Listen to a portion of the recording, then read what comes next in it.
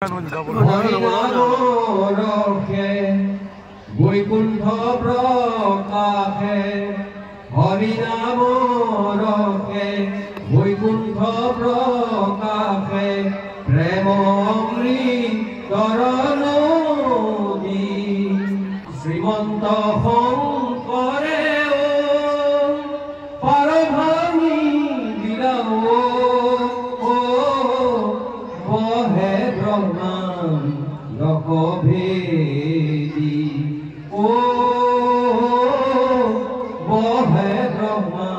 আমাৰ নামনি অসমত শংকৰদেৱ মাধৱদেৱৰ সৃষ্টিক জনপ্ৰিয় কৰা এই যে হৰিনাৰায়ণ দত্ত বৰুৱা নলবাৰীৰ হৰিনাৰায়ণ দত্ত বৰুৱাই আহি লগ দিলে আমাৰ ইলাৰাম দাসৰ আৰু তেওঁলোকে মিলি এই কথাটোৰ প্ৰতিবাদ কৰি এটা সময়ত তেওঁলোকৰ মাজত থকা সমতাৰ বাণীত কিছু পৰিমাণে হলেও আগবঢ়াই লৈ গৈ এনে ধৰণৰ কুপ্ৰথা তাৰ পৰা আঁতৰাবলৈ তেওঁলোক সন্মুখীন হ'ল আৰু সেইটো আছিল ইলাৰাম দাসৰ সামাজিক জীৱনৰ প্ৰথম সফলতা। ধৰ্মযাজক ইলাৰাম দাসতকৈ সামাজিক ইলাৰাম দাসৰ সফলতা বিদ্ৰোহৰ জৰিয়তে দৃঢ়তাৰ জৰিয়তে অসমৰ মানুহে প্ৰথম দেখিবলৈ পায়। প্ৰথমতে মঞ্চত আসন গ্ৰহণ কৰা সন্মানীয় বিশিষ্ট পণ্ডিত অসমৰ বিখ্যাত পণ্ডিত যাৰ ধৰ্ম আধ্যাত্মিকতা এই দিশত থকা জ্ঞানৰ বাবে আমি স্তম্ভিত হওঁ। ডক্টৰ চক্ৰৱৰ্তী ডাঙৰীয়া তেখেত আছে, তেখেতৰ বাইদেউ মধুমিতা চক্ৰৱৰ্তী ডাঙৰীয়ানী, চিপাঝাৰ কলেজৰ অৱসৰপ্ৰাপ্ত উপাধ্যক্ষ তথা শংকৰী সাহিত্য সংস্কৃতিৰ অকমান কমাই দিওঁ অলপ বেছি বাঢ়িছে অন্যতম সাধক আৰু বাহক ৰামচন্দ্ৰ ডেকা ডাঙৰীয়া, সন্মানীয় জ্যোতিপ্ৰসাদ দাস একশৰণ ভাগৱতী সমাজৰ বৰ্তমানৰ সচিব প্ৰধান।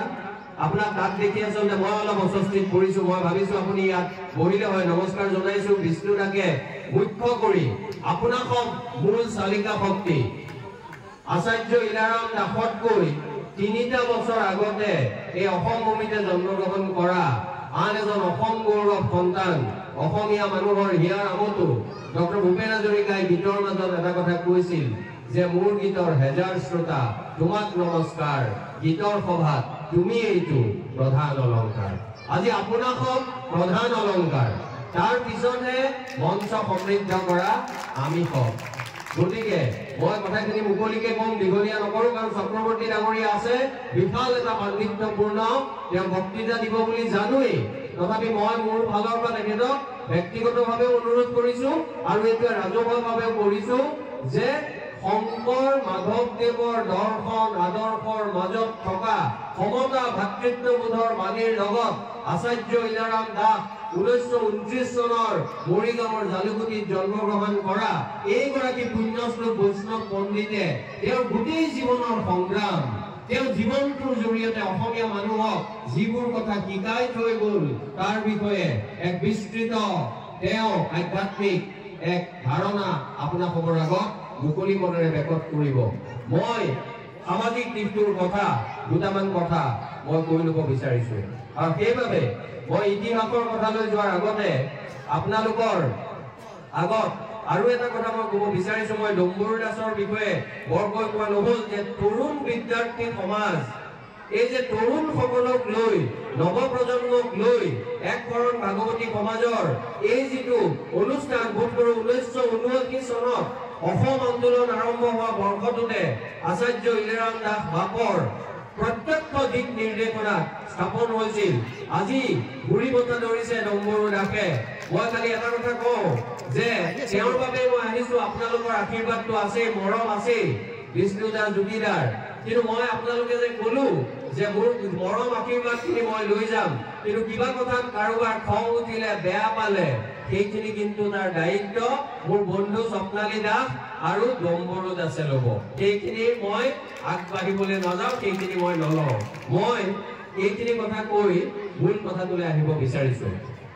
এই মাধৱদেৱৰ মহাপুৰুষ শ্ৰী শ্ৰী মাধৱদেৱৰ পবিত্ৰ জন্মভূমি উজিৰৰ টোল বুলিয়ে কওক, লেটেকু পুখুৰী বুলিয়ে কওক, অসমৰ এই নাৰায়ণপুৰ, বদলা পদ্মৱতাৰ নাৰায়ণপুৰ, মাধৱদেৱৰ নাৰায়ণপুৰ আৰু আজি আপোনাৰ খবৰ দৰে ভকত বৈষ্ণৱৰ খোজৰ বাবে চৰণৰ ধূলিৰ বাবে পবিত্ৰ হোৱা অসমৰ এই স্বাভিমান নাৰায়ণপুৰত এইটো সুন্দৰভাৱে মাধৱদেৱ কলাক্ষেত্ৰ আজি অসম চৰকাৰে বহু আগতে কৰিব লাগিছিল কিন্তু এতিয়া কৰি উলিয়ালে আৰু দেখি ভাল লাগিছে আৰু ভাল লগা বস্তুটো তেওঁলোকক মই অনাগত সময়ত শংকৰদেৱ মাধৱদেৱ আৰু যিসকল গুৰু আছিল আজি আচাৰ্য ইলাৰাম দাসৰ দৰে পুণ্যশ্লোক ব্যক্তি যি ব্যক্তিয়ে শংকৰ মাধৱৰ সমদৰ্শী আদৰ্শ আগুৱাই লৈ গৈছিল তেওঁলোকৰ আদৰ্শ যুগমীয়া কৰাৰ বাবে সৰকাৰি অনুষ্ঠান অসম সৰকাৰ আৰ বেসৰকাৰি অনুষ্ঠান বিলাকৰ দায়িত্ব আছে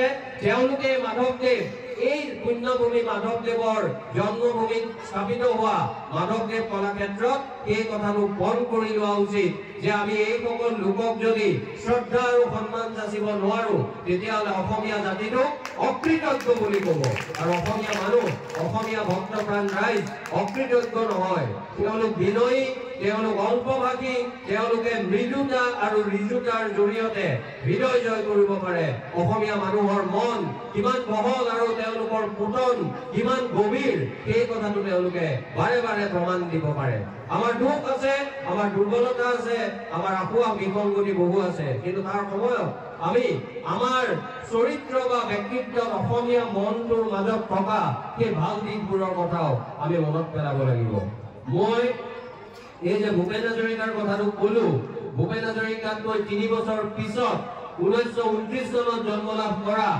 এইগৰাকী পুণ্যশ্লোক ব্যক্তি ইলাৰাম দাস বাপ তেখেতৰ জীৱনৰ মাজলৈ যদি আপুনি ভুমুকি মাৰে তেতিয়া আপুনি দেখিব যে এজন মানুহক এই যে 2000 বছৰ আগত চীন দেশত প্ৰখ্যাত দাৰ্শনিক কনফুচিয়াছে কৈছিল that our greatest glory lies not in never falling but rising every time we fall আমি ইমান প্ৰত্যাহ্বানৰ সন্মুখীন হওঁ আমি ইমান উজুতি খাওঁ আমাৰ জীৱনত ইমান সংকট আহে প্ৰতিটো সংকটলৈ ৰূপান্তৰিত কৰিব পৰা মানুহজনে আছিল ইলাৰাম দাস আৰু সেইবাবে জ্যোতিপ্ৰসাদে কোৱাৰ দৰে ৰূপান্তৰেহে জগত ধুনীয়া কৰে সেই মোৰ গায়ত্ৰী মন্ত্ৰ এই গায়ত্ৰী মন্ত্ৰ ইলাৰাম দাসক ভাল পোৱা প্ৰতিজন মানুহৰ মনত গুঞ্জৰিত হ'ব লাগে প্ৰতিধ্বনিত হ'ব লাগে বুলি মই ভাবো মই এই কথাটো ক'ব বিচাৰিছো যে পটভূমিটো যদি আপুনি চায় আপুনি সেই পটভূমিটো চালে দেখিব যে ভাৰত স্বাধীন হোৱাৰ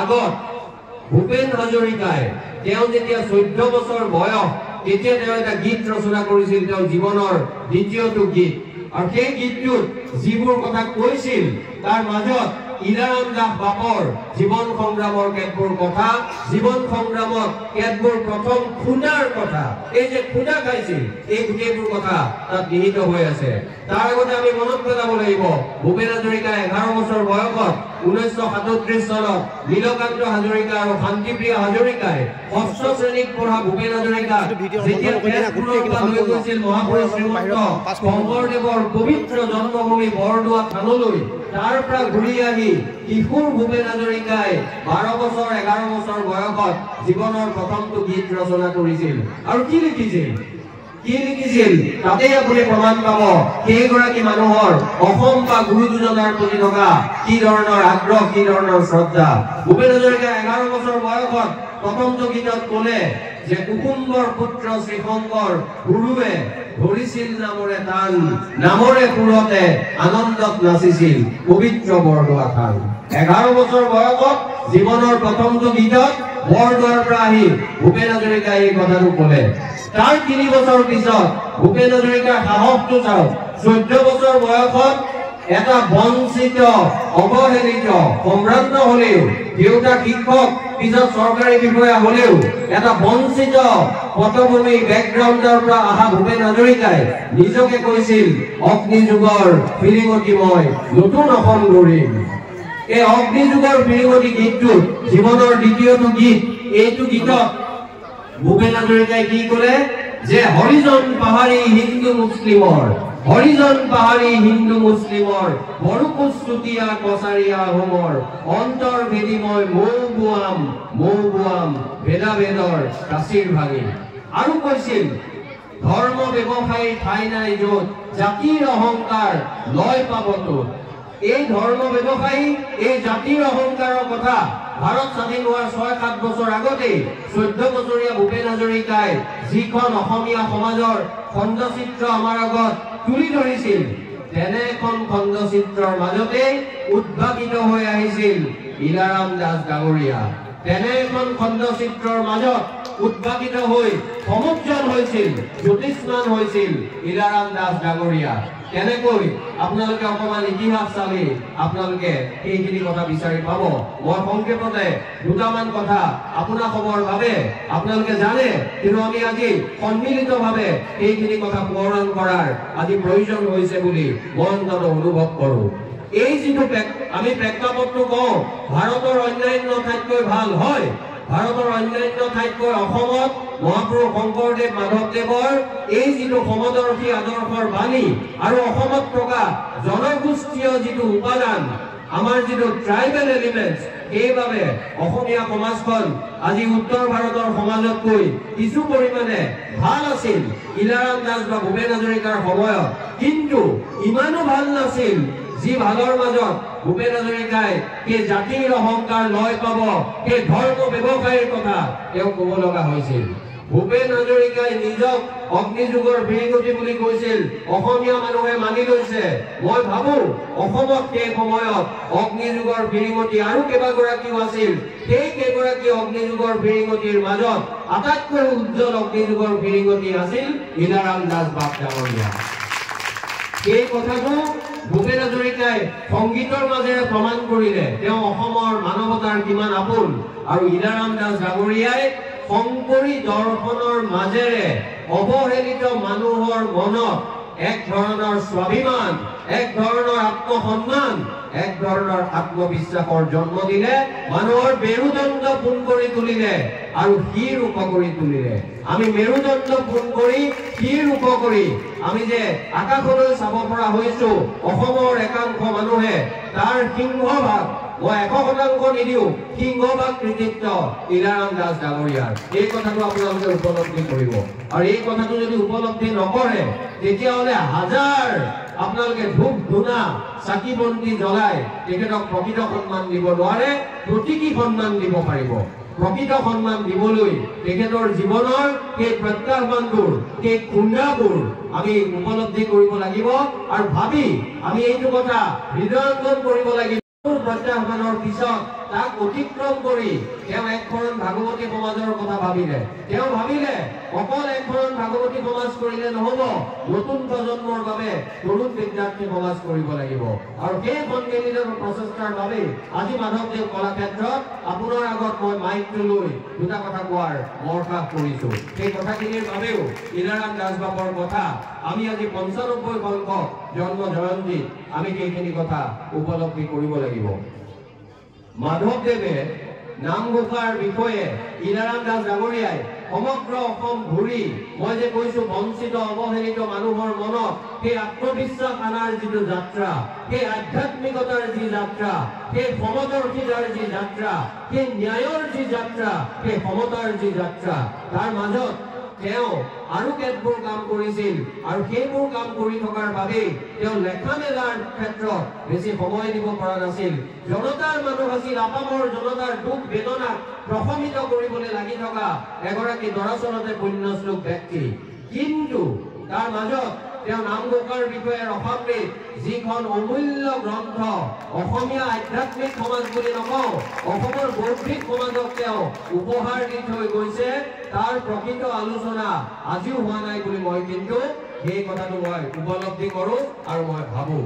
আৰু সেই নামঘোষা বুলি ক'লে আমি যেতিয়া নাৰায়ণপুৰত আহোঁ, নামঘোষাৰ কথা কওঁ, মাধৱদেৱ কলাক্ষেত্ৰত থাকোঁ, মাধৱদেৱৰ পুণ্যভূমি লেটেকু পুখুৰী বা উজিৰৰ টোলৰ কথা কওঁ, তেতিয়া মোৰ মনত পৰে মাধৱদেৱে নামঘোষাত কোৱা সেই প্ৰাৰ্থনা ভাগিলৈ। যি ভাগি প্ৰাৰ্থনা মই যদি এটা পংক্তি কওঁ, মই জানো আপোনালোকে মোতকৈ ভালকে ক'ব, কিন্তু উপলব্ধি কৰক অকল ধৰ্মীয় দিশৰ পৰাই নহয়, সামাজিক দিশৰ পৰা বৰ্তমান সমাজত। আৰু ইলাৰাম দাস বাপ যেতিয়া যৌৱন অৱস্থালৈ তেওঁ আহিছিল, প্ৰথম খুন্দাবোৰ তেওঁ উপলব্ধি কৰিছিল, সেই সময়ৰ লগতো এই নামঘোষাৰ এই বিশেষ প্ৰাৰ্থনাটো আপুনি ৰজিতা খুৱাব পাৰে, প্ৰাসংগিক কৰি তুলিব পাৰে। আৰু কেইবাগী প্ৰাৰ্থনা আছিল আপোনালোকে সকলোৱে জনা। মই যদি অকমান আপোনালোকৰ চকুলে চাই সাহস কৰি যদি কওঁ, কেইবাগী প্ৰাৰ্থনা আছিল। ব্ৰহ্মাদি কৰি জীৱ যত ৰাম ৰাম ৰাম ৰাম ৰাম মায়া সজ্জা মাজে আশ্ৰয় ভূমতি যাই তুমি হে চৈতন্য সনাতন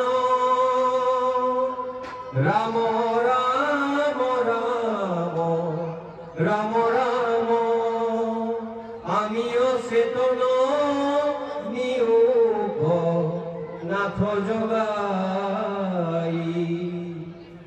এই যে মাধৱ পুৰুষে মায়া সজ্জাৰ কথা ক'লে, সেই মায়া সজ্জা এচাম মানুহক শোষণ আৰু বঞ্চনা কৰাৰ সময়ত সমাজৰ শিক্ষিত সচেতন আগবঢ়া মানুহ যেতিয়া দেখিও নেদেখাৰ ভাও ধৰি থাকে, যিটো ইলাৰাম দাসে নগাঁৱলৈ আহি ভাৰত স্বাধীন হোৱাৰ কেইবছৰমান আগৰ পৰা খুন্দা খাবলৈ আৰম্ভ কৰিছিল, সেয়াও আছিল মায়া সজ্জা।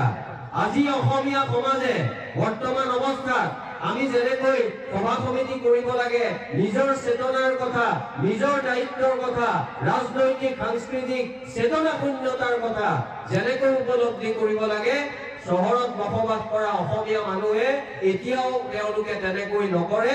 তাৰমানে আমিও আছো মায়া সজ্জা। এই মায়া সজ্জাৰ পৰা জাগৃত কৰি মানুহ হোৱাৰ যিটো যাত্ৰা, সেই যাত্ৰাৰ সাধক আৰু বাহক আছিল ইলাৰাম দাস ডাঙৰীয়া। কেৱল নামঘোষাৰ এই ৰসামৃতৰ জৰিয়তে নহয়, তেওঁৰ জীৱনৰ কৰ্মৰ জৰিয়তে, সৃষ্টি কৰ্ম সংগ্ৰামী চেতনাৰ দ্বাৰা সেই তাৰ জৰিয়তে প্ৰমাণ কৰিছে।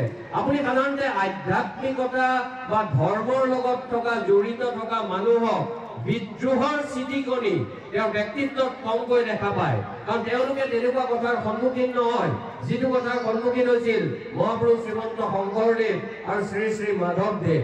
যি জ্ঞানদেৱ টুকাৰামে মহাৰাষ্ট্ৰত ভক্তি আন্দোলনৰ সময়ত সেই প্ৰত্যাহ্বানৰ বাবে আত্মহত্যা কৰিছিল, শংকৰদেৱ মাধৱদেৱে ইমান ঠাইত ইমান প্ৰতাৰণা প্ৰত্যাহ্বান প্ৰবঞ্চনাৰ পিছতো আপামৰ মানুহক ভাল পাইছিল বাবেই সমগ্ৰ অসম পূবৰ পৰা পশ্চিমলৈ, পূবৰ অসম, মধ্যৰ কামৰূপ, পশ্চিমৰ বেহাৰ, এই সকলোলৈকে গৈ সমতা আৰু ন্যায়ৰ বাণী বিলাইছিল।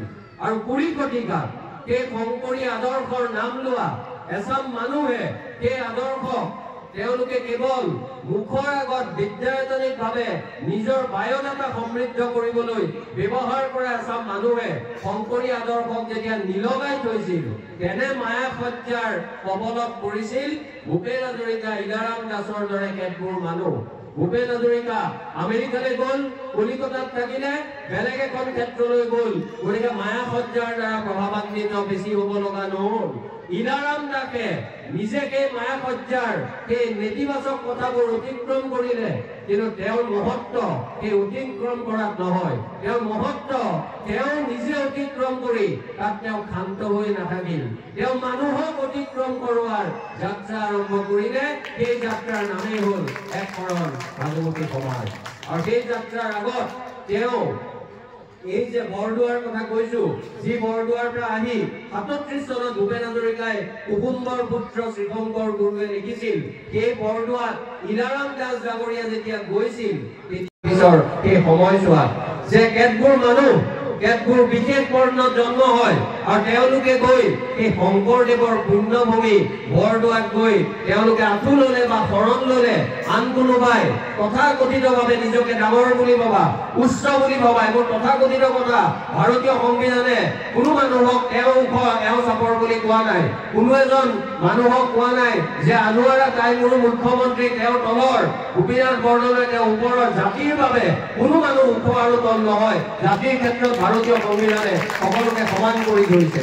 আৰু সেই কথাটো কামেৰে কৈতে দেখুৱাইছিল ইলাৰাম দাস ডাঙৰীয়াই। মই সেইকাৰণে সেই যাত্ৰাটোৰ কথা কৈছো, সেই যাত্ৰাটোৰ কথা ক'ব বিচাৰিছো, কাৰণ সেই যাত্ৰাৰ মাজত আমি মানুহজনক উপলব্ধি কৰিম বৰদোৱাত তেওঁ এইখিনি কথা তিনিজনকৈ ভকতক যেতিয়া অপমান অৱমাননা তেওঁলোকক অৱহেলা কৰা হ'ল, তেওঁলোকক আঁঠু কঢ়াই থোৱা হ'ল, গোবৰ পানী খুওৱা হ'ল, বিদ্ৰোহী ইলাৰাম দাসৰ উদ্ভাসিত হ'ল। মানে প্ৰজ্ঞাবান ধৰ্মগুৰু ইলাৰাম দাস হোৱাৰ আগতে ইলাৰাম দাস অসমৰ জাতীয় জীৱনত উদ্ভাসিত হৈছিল বিদ্ৰোহৰ প্ৰতীক হিচাপে। আৰু সেই বিদ্ৰোহৰ প্ৰতীক আছিল বাবেই আজি আপোনালোকক সংগঠিত তেওঁ কৰিব পাৰিছিল।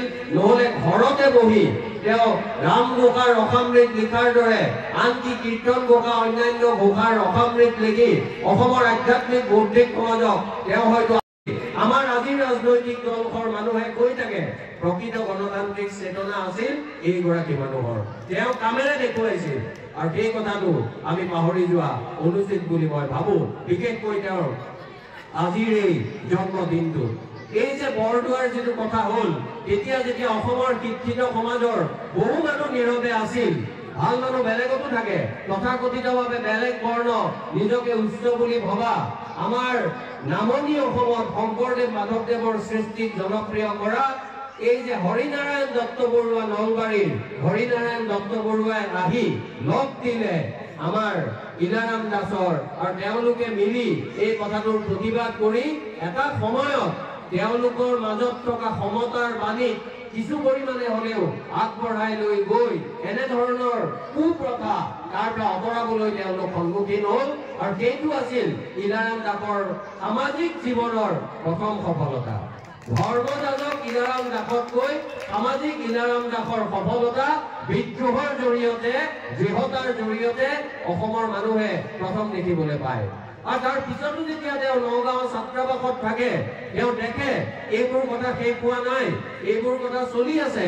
তেওঁ এদিন ৰাতিপুৱা প্ৰাতঃ ভ্ৰমণত যাওঁতে তেওঁ দেখিলে যে এজন ভকতক কেনেকৈ এঘৰ অসমীয়া মানুহে তেওঁক ৰাতি বৰষুণ অহাৰ পিছতো তেওঁ ঘৰলৈ সোমাব নিদিলে, কাৰণ তেওঁ বৰ্ণটোনো সেইঘৰ মানুহৰ পচন্দ নহয়, যে তেওঁ বৰ্ণটো মই ভাল পোৱা নাই, গতিকে তেওঁ ভিতৰলৈ সোমাব নোৱাৰে।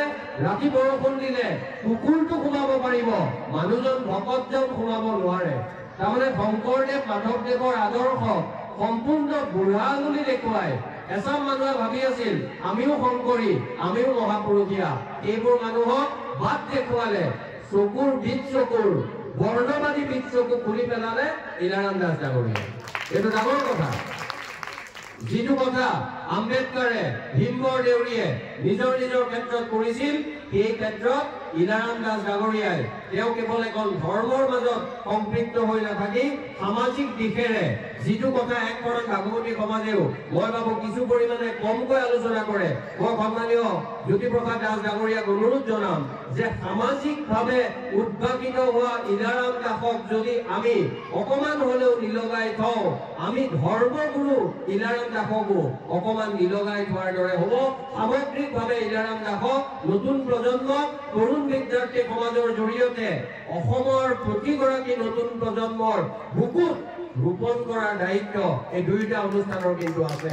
এই দুয়োটা অনুষ্ঠানৰ মানুহে আজি যেনেকে হাত চাপৰি দিওঁতে মোৰ ভাল লাগিছে, মই অনাগত সময়ত বিচাৰিম একশৰণ ভাগৱতী সমাজ আৰু তৰুণ বিদ্যাৰ্থী সমাজ, আৰু ক'ৰবাত যদি মোৰ কিবা অকমান মই কৰিব পাৰো বুলি আপুনি যোগ্য বুলি ভাবে, সেই ক্ষেত্ৰত ময়ো সেইখিনি কথা কৰিব পাৰিম। আৰু ন্যায়ৰ বাবে, সমতাৰ বাবে, সমদৰ্শী আদৰ্শ অকল লিখা মেলা আৰু মাইকত বন্দী হৈ থাকিলে কথাবোৰ ফুটুকাৰ ফেনৰ দৰে হয় গৈ। এই কথাবোৰ আমি আপোনালোকৰ জীৱনলৈ, আপোনালোক মানে মই ব্যক্তিগতভাৱে আপুনি বুলি কোৱা নাই, সমাজত এতিয়াও বহুত অৱহেলিত, বঞ্চিত, অকল বৰ্ণৰ দেশৰ পৰাই নহয়, বিভিন্ন ক্ষেত্ৰত আৰ্থিক দিশত, সামাজিক ক্ষেত্ৰত বিভিন্ন মানুহ এতিয়াও অৱহেলিত, বঞ্চনাৰ, অৱহেলা, অৱমাননাৰ পাত্ৰ হৈ আছে। তেওঁলোকৰ জীৱনত আত্মবিশ্বাস যদি আমি সংৰোপণ কৰিব পাৰো, এইটো হ'ব একশৰণ ভাগৱতী সমাজৰ, তৰুণ বিদ্যাৰ্থী সমাজৰ এক ডাঙৰ সফলতা। যিটো সফলতা ইলাৰাম দাস ডাঙৰীয়াই তেওঁৰ জীৱনত ধৰ্মগুৰু হোৱাৰ আগতে আমাক আচলতে আমাৰ চকু মুকলি কৰি থৈ গৈছিল। সেইখিনি কথা পাহৰি যোৱা অনুচিত। মই সাধাৰণতে ধৰ্মৰ মাজত থকা বিভিন্ন ধৰ্মৰ মাজত থকা মই খুব তুলনামূলক কথা কৈ মই বেয়া পাওঁ। এইকাৰণে বেয়া পাওঁ, ধৰ্মৰ কথা বেছি আলোচনা কৰিলে এঘণ্টাৰ পিছত মই কম মোৰ ধৰ্ম প্ৰণালীটো ভাল, নাস্তিকজনে ক'ব মোৰটোহে ভাল, ধৰ্ম বোলা কোনো বস্তু নাই, অজ্ঞেয়বাদীয়ে সংশয়বাদীয়ে ক'ব ধৰ্ম থাকিবও পাৰে, ঈশ্বৰ থাকিবও পাৰে, নাথাকিবও পাৰে, সেইটোৱে শুদ্ধ মতামত। মহাপুৰুষে এটা ক'ব, শাস্ত্ৰই এটা ক'ব।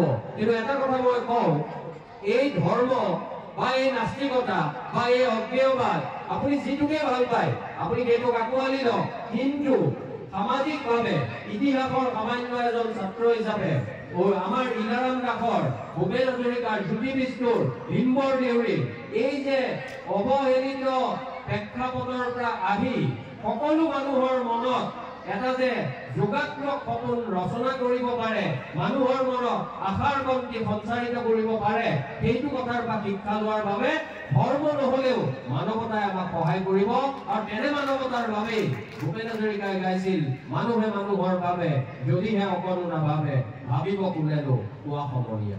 আমি মানুহেই যদি নাথাকো, আমি মধ্যপ্ৰাচ্যত বা অন্যান্য ঠাইত যিটো দেখো, ধৰ্মই যেতিয়া মানুহক কেতিয়াবা অমানুষ কৰে, তেতিয়া মোৰ মন যায় যে ধৰ্মক বাদ দি মানৱতাক সাবতিলেও আমাৰ আপত্তি নাই। কিন্তু আমাৰ আপত্তি এটা কথাত থাকিব, আমি যদি স্বকীয়তা হেৰুৱাই যাওঁ, আমি স্বকীয়তা হেৰুৱালে আমি ভূপেন হাজৰিকাকো হেৰুৱাম, শংকৰ মাধৱকো হেৰুৱাম, জ্যোতি বিষ্ণুকো হেৰুৱাম, ইলাৰাম দাসকো হেৰুৱাম। তেনে ধৰণৰ পংগু এটা নৱ প্ৰজন্ম, যি হয়তো পৰীক্ষাত ভাল ফল কৰিব, কোনোবাই গৈ কেৰম খেলিব, কোনোবাই ড্ৰাগছ খাব, এই যে ধ্বংস হ'ব বুলি ক'ব পৰীক্ষাত ভাল কৰা খিনিয়ে। কিন্তু স্বকীয়তা নাথাকিলে পৰীক্ষাত ভাল কৰা নতুন প্ৰজন্ময়ো জাতিটোক একো ভাল কৰি দিব নোৱাৰে। সেই মানুহে যদি ভূপেন হাজৰিকা, জ্যোতি বিষ্ণু, ইলাৰাম দাসৰ বিষয়ে তেওঁলোকৰ কোনো কথাৰ সম্যক ধাৰণা নাথাকে। মই যোৱাবাৰ বোধকৰো এই কথাটো কৈছিলো, এতিয়া মই বৰ দীঘলীয়াকৈ আমাৰ চক্ৰৱৰ্তী ডাঙৰীয়া আছে, মই বক্তৃতা দিব বিচৰা নাই, কিন্তু এটা অনুৰোধ মই আকৌ দোহাৰিব বিচাৰিম। যিহেতু আপোনালোকে ইমান আগ্ৰহেৰে কৈছে মোক দ্বিতীয়বাৰৰ বাবে মানে নিৰন্তৰভাৱে, যোৱা বছৰ আহিছিলো, এই বছৰো আপোনালোকে মাতিছে, আপোনালোকৰ আগ্ৰহ মোৰ বাবে আদেশৰ দৰে। দাদা জ্যোতি দা, বিষ্ণু দা বা স্বপ্নালী, আমাৰ ঘৰুৱা, কিন্তু ঘৰুৱা কথাবোৰ অকমান ৰাজহুৱা কৰা ভাল। এই ঘৰুৱা কথাৰ লগত যেতিয়া ৰাজহুৱা কথা জড়িত হৈ থাকে, তেতিয়াহ'লে আমি বেলেগ কথা কিছুমান এৰি হলেও এনে কথা ঘাট উদান দিয়াটো দৰকাৰ। স্বপ্নালীয়ে যিটো কথা কৈছিল, অসমৰ মানুহে কেতবোৰ ভাল পদক্ষেপ দেখিলেও কেতিয়াবা কেতিয়াবা তেওঁলোকে উৎসাহ দিব, উদ্যম যোগাব নিবিচাৰে। মই এই ক্ষেত্ৰত এইটো কথাই জনাব বিচাৰো যে শংকৰদেৱ মাধৱদেৱৰ চৰ্চা বৰ্তমান প্ৰেক্ষাপটত ৰাখিব নোৱাৰে, তেতিয়াহ'লে আপুনি হাজাৰ শংকৰ সংঘ কৰক, হাজাৰ সাহিত্য সভা কৰক, হাজাৰ সমুদ্ৰ ভক্ত আহি কওক, হাজাৰ অখিল গগৈয়ে কওক, পৰেশ বৰুৱাই কওক, অসমক আপুনি কেতিয়াও এই ধৰণেৰে সুন্দৰ কৰি ৰাখিব নোৱাৰে। এই যিটো আমাৰ স্বকীয়তাৰ যাত্ৰা, এই যাত্ৰাত আপোনাৰ জীৱনত, আপোনাৰ সমাজখনৰ জীৱনত ইলাৰাম দাস বাপৰ যিটো ভূমিকা, সেইটো যদি আপুনি পাহৰি যায় বা প্ৰতীকী অৰ্থত মনত ৰাখে যে 23 ডিচেম্বৰত মনত ৰাখিম, বাপ ঈশ্বৰৰ কথা নামঘৰলৈ গ'লে কম, পুথিভাগ পঢ়িলে কম, কিন্তু বাকীখিনি সময়ত আমাৰ ঐহিক জীৱনৰ অন্যান্য সময়ত আমি অকণমান পাহৰি যাম, তেতিয়াহ'লে কিন্তু মই নাভাবো এই স্বকীয়তাৰ যাত্ৰা সম্পূৰ্ণ হ'ব। মই এখন ভাগৱতী সমাজক আৰু তৰুণ বিদ্যাৰ্থী সমাজক মই এইটো আহ্বান এইভাৱে জনাইছো।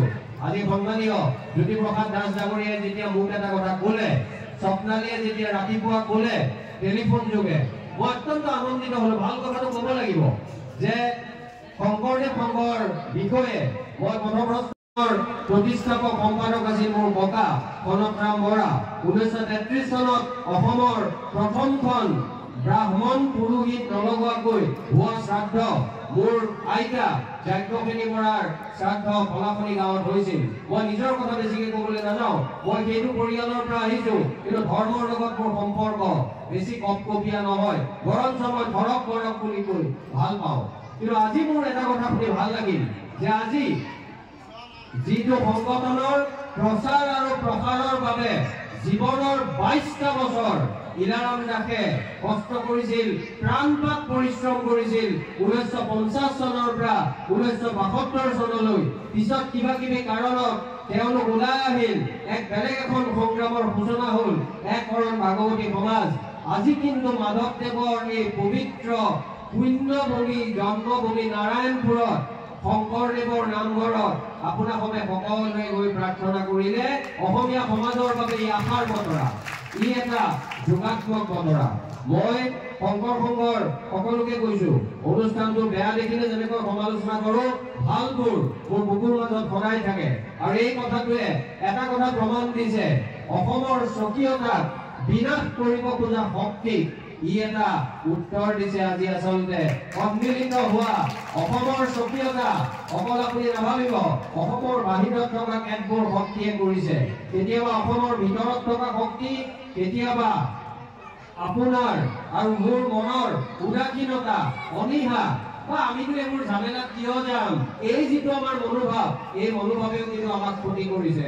এনে ক্ষতি কৰি থকা গৰাখহনীয়াৰ সময়ত আজি কিন্তু মথাউৰি বান্ধিলে, এই মথাউৰি শক্তিশালী হওক। এই মথাউৰি আপোনালোকে যিটো বান্ধিলে, এই মথাউৰিয়ে এই যে আমাৰ মাধৱপুৰ বৈকুণ্ঠ প্ৰকাশে হৰিনামৰকে বৈকুণ্ঠ প্ৰকাশে প্ৰেম অমৃতৰণী শ্ৰীমন্ত শংকৰে পাৰ ভাঙি দিলাও বহে ব্ৰহ্মাণ্ড ভেদি বহে ব্ৰহ্মাণ্ড ভেদি শ্ৰীমন্ত শংকৰক পাৰ ভাঙি দিলে। কিহৰ পাৰ ভাঙিলে? সংস্কৃত ভাষাত ৰচিত এচাম পুথি পাজিক একাংশ মানুহে, যাক ভূপেন হাজৰিকাই গানৰ জৰিয়তে ধৰ্ম ব্যৱসায়ী বুলি কৈছিল, আমিহে পাৰো, আমিহে জানো, আমিহে মধ্যভোগী, আমিহে ভগৱানৰ লগত সংযোগ কৰি দিম বুলি মানসিকতা ভাঙি পেলাই অসমৰ মানুহৰ মুখলৈ অসমীয়া ভাষাত বেদান্তৰ ব্ৰহ্ম গীতাৰ শ্ৰীকৃষ্ণৰ জৰিয়তে ভাগৱতৰ ভকতিৰ মাজেদি নাহি ভকতিৰ জাতীয় জাতি বিচাৰ বুলি কৈ গুৰুজনাই কীৰ্তন ঘোষাৰ প্ৰথম কথাতে ক'লে যে প্ৰথমে প্ৰণামো ব্ৰহ্মৰূপী সনাতন সৰ্ব অৱতাৰৰ কাৰণ নাৰায়ণ। নাহি ভকতিৰ জাতীয় জাতি বিচাৰ হৰি ভকতিতে সমস্তৰে অধিকাৰ। সমস্ত ভূততে আছো মই হৰি, সমস্ত ভূততে আছো মই হৰি, সবাকো মানিবা তুমি বিষ্ণু বুদ্ধি কৰি। নহয়নে? কিমান সুন্দৰ কথা কৈ গৈছে।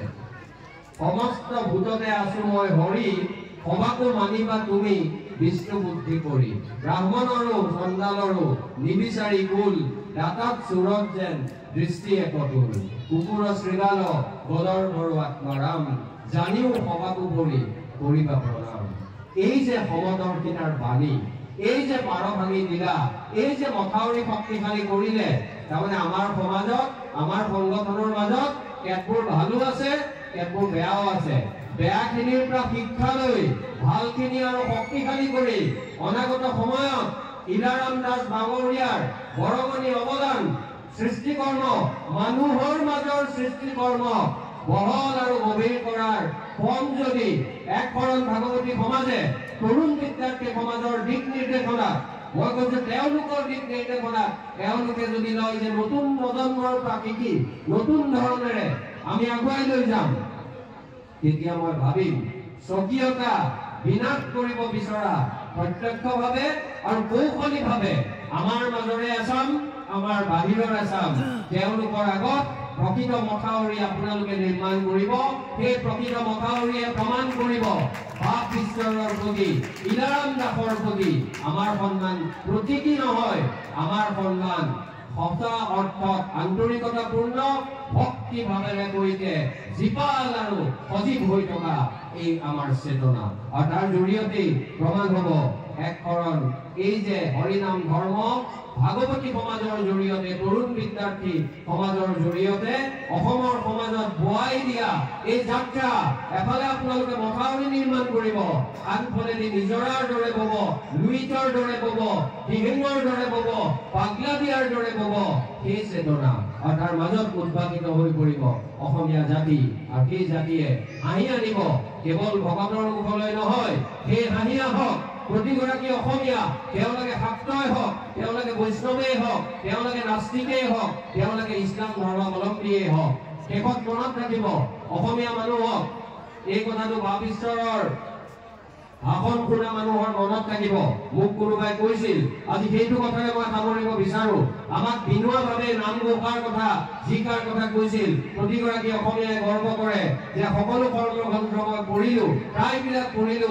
কিন্তু ইমান সৰ্বোত্তম ইমান সুন্দৰ ধৰ্মগ্ৰন্থ মই পঢ়া নাই বিনুৱাভাৱে কৈছিল এই মহাত্মা গান্ধীৰ শিষ্য এই বিনুৱাভাৱে আৰু এটা কথা কৈছিল অসমৰ মানুহে শংকৰ মাধৱৰ আদৰ্শ যেতিয়ালৈকে বুকুত লৈ ফুৰিব অসমৰ মানুহক কোনো শক্তিয়ে পৰাভূত কৰিব নোৱাৰিব আৰু যিদিনাই অসমীয়া মানুহে শংকৰ মাধৱৰ আদৰ্শ পাহৰিবলৈ আৰম্ভ কৰিব সেইদিনা পৃথিৱীৰ কোনো শক্তিয়ে আহি অসমীয়া মানুহক বচাব নোৱাৰিব অসমীয়া মানুহক বচোৱাৰ ক্ষেত্ৰত একালত লৈ অহা সাংঘাতিক শক্তিশালী ভূমিকা বলিষ্ঠ ভূমিকা ইলাৰাম দাস বাপৰ আৰু আজি সেইখিনি দায়িত্ব ৰাইজে আপোনাক দিছে আৰু আপোনালোকে লৈছে এইটো জ্যোতিপ্ৰসাদ দাস ডাঙৰীয়া বা ডম্বৰুধৰ দাস ডাঙৰীয়াৰ ব্যক্তিগত কথা নহয় এইটো অসমৰ সমাজৰ দাবী স্বকীয়তাৰ দাবী আধ্যাত্মিকতাৰ দাবী গুৰুজনাৰ আদৰ্শৰ প্ৰতি থকা আনুগত্যৰ দাবী এই দাবী যদি শক্তিশালী নকৰে তেতিয়াহ'লে অসমীয়া জাতিৰ ভৱিষ্যত বৰ বেছি উজ্জ্বল বুলি আমি ক'ব নোৱাৰো কিন্তু মোৰ বিশ্বাস আপোনালোকৰ দৰে শুভান্নধায়ী মানুহৰ ভক্তপ্ৰাণ মানুহৰ আশীৰ্বাদেৰে সৈতে যিসকল লোক অনুপ্ৰাণিত তেওঁলোকে এই কথা কেতিয়াও শক্তিহীন হ'বলৈ নিদিয়ে কেতিয়াও দুৰ্বল হ'বলৈ নিদিয়ে তেওঁলোকে শক্তিশালী কৰিব বলিষ্ঠ কৰিব আৰু তাৰ মাজতে তীৰ বিৰাই থাকিব আচাৰ্য ইলাৰাম দাস ধন্যবাদ